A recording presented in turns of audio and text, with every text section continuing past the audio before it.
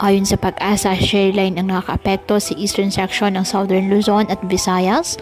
Northeast monsoon naman nakakaapekto sa nalalabing bahagi ng Luzon.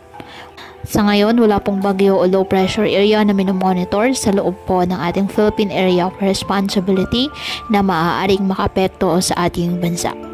Wala rin pong nakataas na gale warning sa anumang baybayin ng karagatan, kung kaya malaya pa rin pong makapamalaot ang ating mga kababayang mangingisda at may maliliit na sasakyang pandagat. Ngayong araw, dahil po sa shear line ang Bicol Region, Northern Samar, Eastern Samar at Samar, asahan ang maulap na halangitan na may kalat-kalat na pag-ulan at thunderstorms.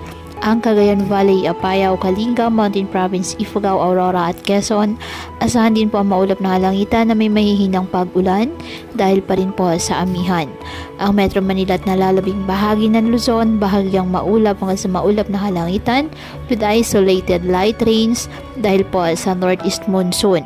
Ang Mindanao at nalalabing bahagi ng Visayas, apektado ng easterlies at ng mga localized thunderstorms.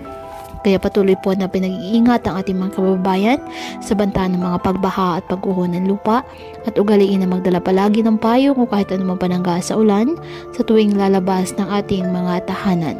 At yan po muna ang update sa lagay ng panahon ngayong araw. Muli patuloy po tayo na mag-iingat at palaging tandaan, God loves you. Stay safe and God bless.